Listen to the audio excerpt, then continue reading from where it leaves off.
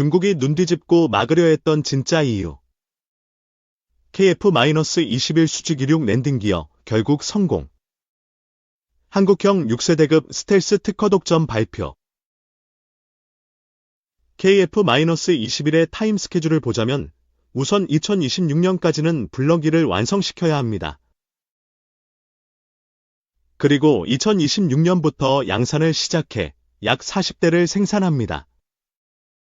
블럭 1 공대공 무장 우선의 공중우세. 제공권으로 쓸만한 기체죠. 이후 2028년까지 타겟팅 포드 인티와 나머지 무장 테스트를 끝내고 다목적 멀티롤 전투기로 약 80대를 2032년까지 생산합니다. 그러니까 2028년까진 찐으로 여기에 우선 집중해야 해요. 전술기 숫자 부족에 허덕이던 우리 공군에 당장 급한 거라 납품 시간과 물량을 맞춰줘야 하거든요. 이후 2032년까지 블럭 3를 개발 완료해야 해요. 이때쯤부터 1986년부터 순차 도입된 F-16PB, 현 F-16PBU가 퇴역시켜 달라고 비명을 지르고 있을 거거든요. 이때부터 우리 공군이 보유한 F-16 계열을 순차적으로 대체해줘야 해요. 기령이 약 45년 정도 될 시기라 KF-21N을 추가로 개발하려면 이 사이 어딘가에 개발 인력을 투입해야 하는데 기체 기꼬를 강화하고 주익을 키워야 하기 때문에 기체 설계팀이 그대로 투입되어야 할 겁니다. 내부 에비오닉스야 기존 KF-21과 별다를 게 없더라도 기체 설계는 다시 해야 하거든요. 그런데 블럭 3 개발도 블럭 1, 2와 좀 다르게 탄소 복합재 사용량이 어마무시하게 늘어나게 되어 있어요. 즉 블럭 1 개발 완료 이후에 블럭 3을 위해선 스텔스 설계를 위해 기체에 손볼 곳들이 꽤 많습니다. 블럭 1 개발 끝났다고 기체 설계팀의 일이 없는 게 아니라는 거죠.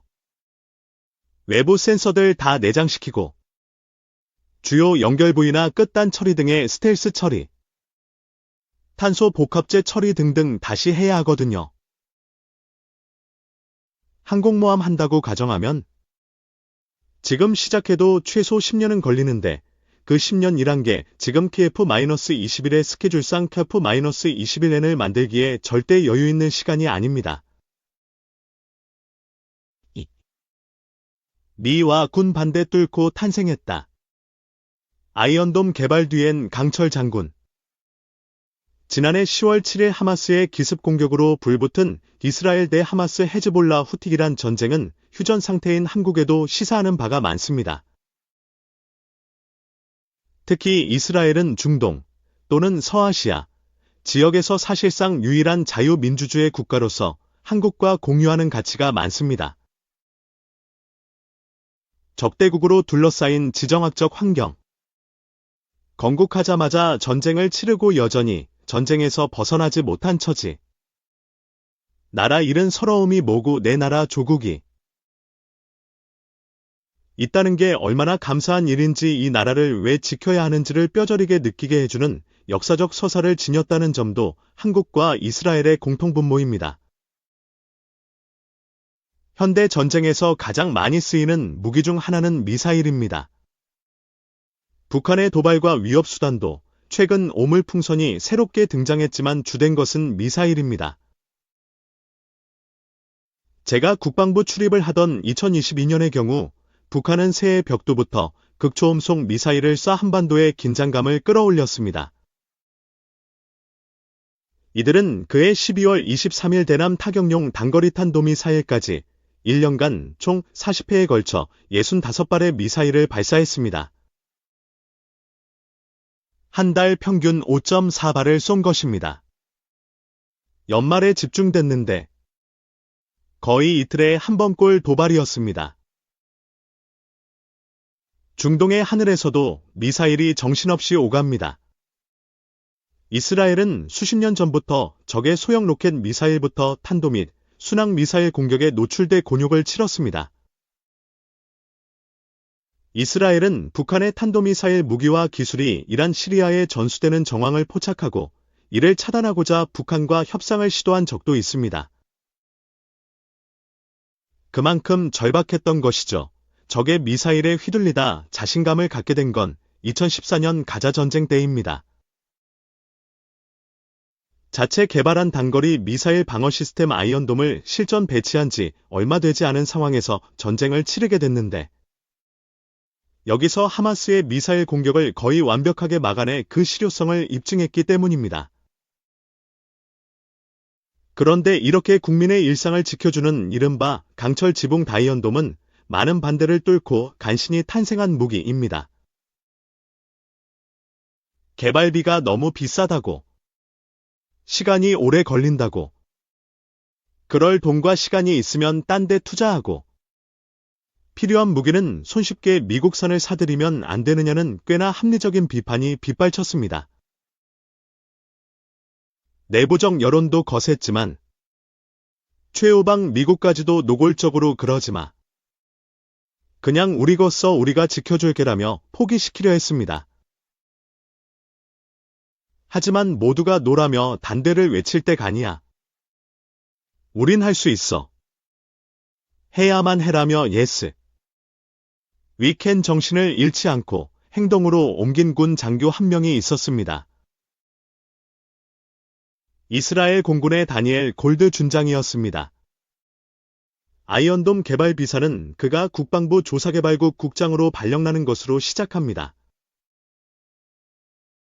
2004년 나라 안팎이 흉흉할 때 골드는 국방부 조사개발국장으로 임명됐습니다. 2000년 캠프 데이비드 협상 실패, 2차 인티파다, 팔레스타인 민중 대봉기로 이스라엘과 팔레스타인 간 긴장감이 4년이 지나서도 고조된 상황이었습니다. 하마스의 미사일 공격, 자살 폭탄 테러는 계속됐습니다. 툭하면 날아오는 미사일에 시민의 일상은 무너졌습니다. 골드는 당장 필요한 무기가 있다면 바로 미사일 방어 시스템이라고 생각했습니다. 그의 부모는 헝가리에서 나치 독일에 학살될 뻔하다가 이스라엘로 이주한 홀로코스트 생존자였습니다. 누구보다 나라의 소중함을 잘 알았습니다.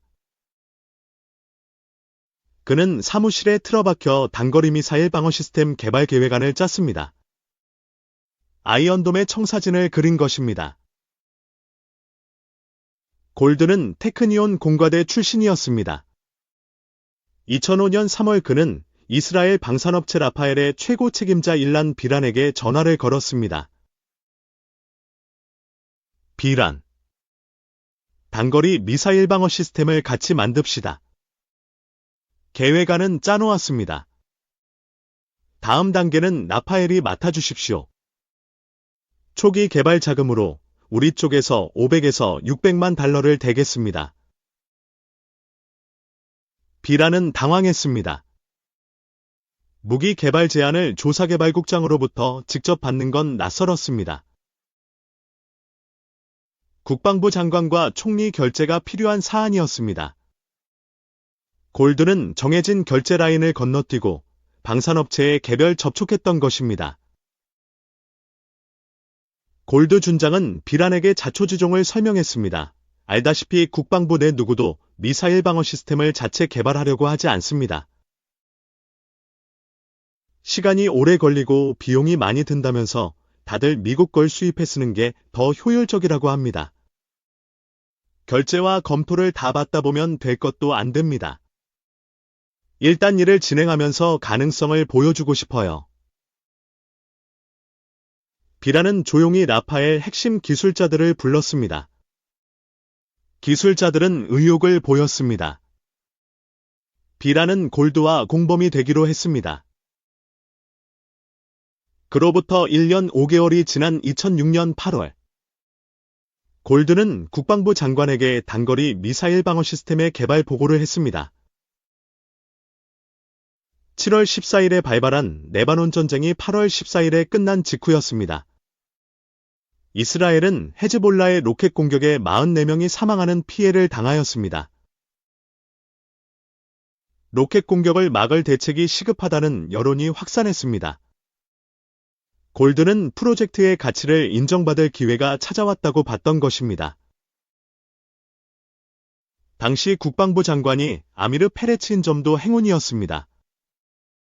페레츠는 가자지구 바로 옆 도시 스데롯 출신이었습니다. 스데롯은 하마스의 로켓 공격을 많이 받는 곳입니다. 페레츠는 골드의 보고를 받고는 당장 총리에게 보고해 최종 승인을 받아내자고 했습니다. 골드에게 희소식이 아닐 수 없었습니다. 계획안을 짜놓고 퇴짜를 맞을까봐 상관에게 보고할 엄두도 못 내고 규정 위반 소지가 있는 걸 알면서도 라파엘과 비공식적으로 추진했던 것을 장관으로부터 인정받았기 때문입니다. 이제 총리를 설득하는 일만 남았습니다. 얼마 뒤 총리와 군 관계자, 무기 전문가들을 상대로 개발안에 대해 발표하는 기회가 골드에게 찾아왔습니다. 부푼 기대감으로 회의장에 들어서 자신감 있는 목소리로 설명했습니다. 완성만 되면 하마스와 헤즈볼라의 로켓 미사일 걱정은 안 해도 될 겁니다. 하지만 회의장 분위기는 싸늘했습니다. 발표가 끝나자 곳곳에서 한숨 소리가 들려왔습니다. 매서운 평가와 질문이 쏟아졌습니다. 개발비가 너무 비쌉니다. 완성하는 데 10년 넘게 걸릴지도 모릅니다. 미국산 무기를 들여오면 바로 실전에 투입할 수 있고 비용도 덜 들지 않습니까? 우리가 굳이 자체 개발을 해야 하는 이유가 뭔가요? 국방부 장관인 페레츠가 군 전문가들을 따로 불러달래도 보고 다시 생각해 줄 것도 부탁했습니다. 하지만 페레츠의 말은 잘 먹히지 않았습니다. 그는 스데롯 시장을 역임한 노동운동가 출신의 정치인이었습니다. 군사 분야에 대한 경험이 부족해 군 내부에서 지지도가 낮았습니다.